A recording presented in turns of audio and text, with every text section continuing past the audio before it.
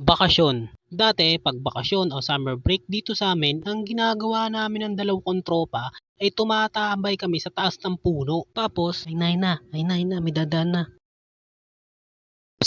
Hmm?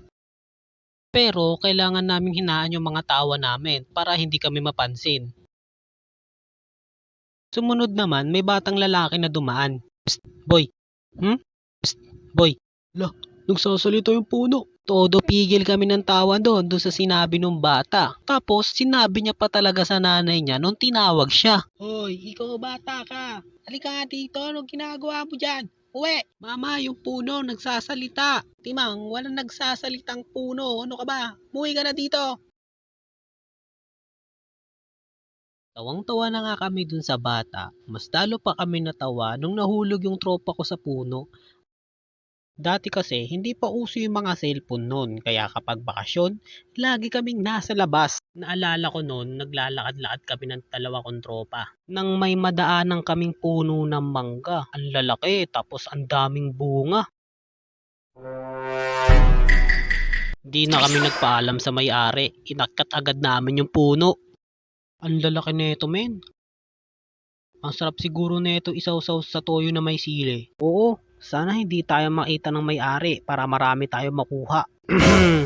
Anong ginagawa nyo dyan? Nung nakita na kami ng may-ari, hindi namin alam kung ano yung gagawin namin. Ano po, kumukuha lang po kami ng mangga. Ganun ba? Sige, huwag kayong aalis dyan ha. May kukunin lang ako sa loob ng bahay ko. Dahil sa sobrang kaba namin nun, ay dali-dali kaming bumaba ng puno. Ang kaso nga lang, yung damit ko sumabit sa sanga. Kagimin tulong. Yung damit ko sumabit sa sanga. Kaya dali-dali nila akong tinulungan. Ang tanga mo kasi. Huwag ka malikot. Bilis, baka bumalik agad yung may-ari. Nung narinig namin yung pagbukas ng lock ng gate ng may-ari, ay mas lalo kaming kinabahan. Bilis, bilisan nyo. Ito na. Anong ginagawa nyo? Aba, nagulat kami, may dala siyang panungkit ng mangga. Ito panungkit para mas abot nyo yung matataas. Alam nyo kasi, matagal na ako naghahanap ng magpipitas ng mangga. Kaso wala akong makita eh.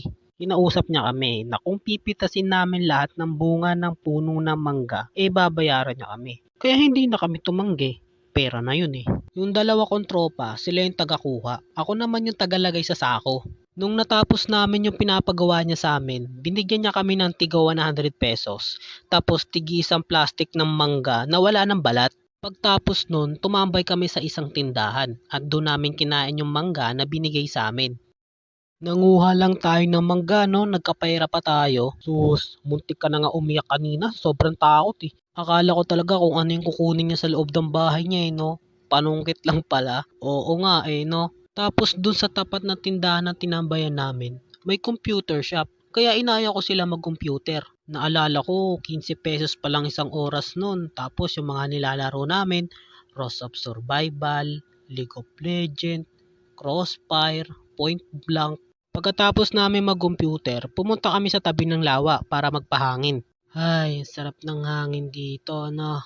Tara, ligo tayo lawa. Dahil sa hindi ako marunong lumangoy, silang dalawa lang yung naligo. Habang ako, tamang basa-basa lang ng paa. Tapos napansin ko, may aso na kumakaripas ng takbo papunta sa akin. Ay dali-dali ako umakyat sa puno para hindi makagat. Tapos kinuha ng aso yung damit ng tropa ko. Tapos umalis agad. Pre, yung damit mo, kinuha ng aso. Sinubukan namin hanapin yung aso na tumangay sa damit ng tropa ko. Pero hindi na namin nakita.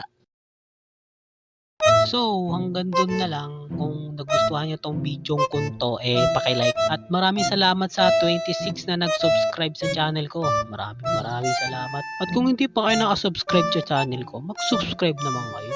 Ano pa ba?